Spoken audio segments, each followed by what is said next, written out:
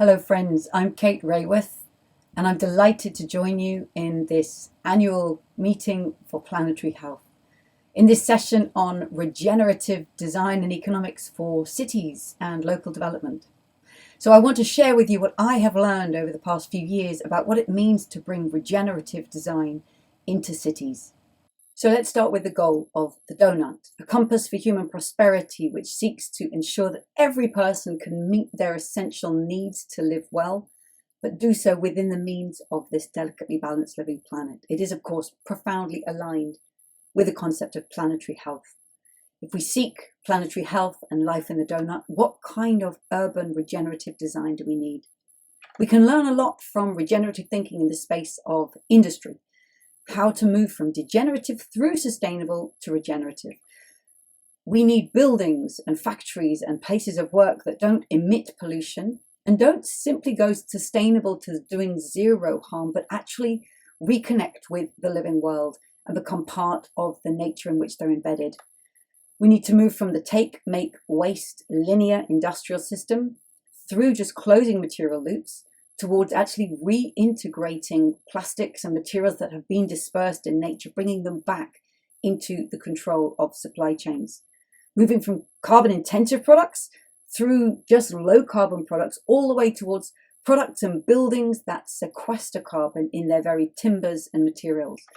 And moving from disconnected supply chains, which are often exploitative, past merely sustainable, towards distributive supply chains that create good local jobs and mean that cities and their regeneration creates employment for small and medium enterprises locally. So how can the ideas from this be taken into practice in regenerative urban design?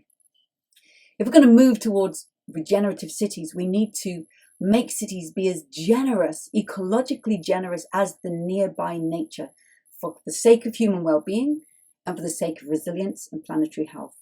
Here's a 10-lane highway in the city of Seoul in South Korea. Within a decade, it was turned into a river park. You can imagine how that transforms the neighborhood. Kinli in China is a sponge city because it's prone to flooding. So instead of trying to block out the water, they have enabled the water to come up close to the city in this flood parkland. And sometimes a parkland, sometimes flooded.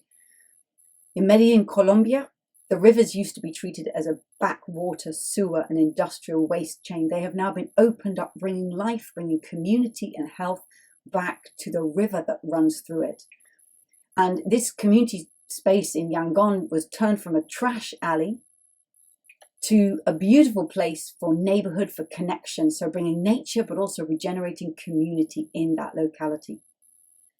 So bringing nature back into cities, but also mobility. How can we ensure that the way people travel in cities helps towards regeneration? Prioritizing active travel and public transit is a major pattern that's being regenerated around the world, from cycling, whether it's in Addis Ababa in Ethiopia or in Paris, France, dedicated bus lanes, as we can see here in Curitiba, Brazil, so that traveling by bus is affordable, it's cheap, it's fast. It means that people coming from far out of town aren't spending more hours of the day in traffic, but they can get into work rapidly.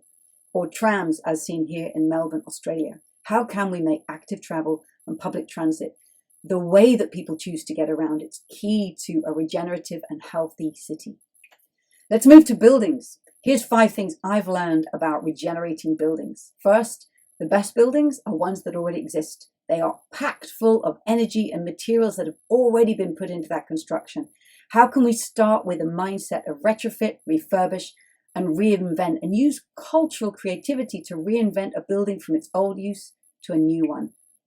The waste from one building is food for the next. What we can see here is a building in Portland, Oregon that is being deconstructed instead of knocked down. Every timber, every tile will be reused. The pipes from old buildings are stored and reused. In the bottom right-hand corner, this is the district in the city of Amsterdam where every building that's being put up is made of circular regenerative materials that have been used again and can be used again. The design of buildings themselves is moving away from cementing and gluing towards bolt, clip and open, which is modular design. This building in the city of Amsterdam not only is a beautiful place to be, but everything has been clipped, bolted and screwed together so that it could be unclipped, unbolted and used again. Building with nature's local materials, whether it's bamboo or clay, whether it's hay or mycelium, using nature's locally available materials for locally relevant architecture in places around the world. And finally, but critically, this high-touch, human-intensive relationship to restoring and refurbishing buildings creates new businesses that store old parts for reuse, creates good new jobs locally, so that it's enriching both to the fabric of the city, but also to the fabric of the community. I hope these ideas from regenerative cities around the world are inspiration for you, for what you make happen in your own localities, because I know these will in turn inspire others worldwide. I hope you have wonderful discussions.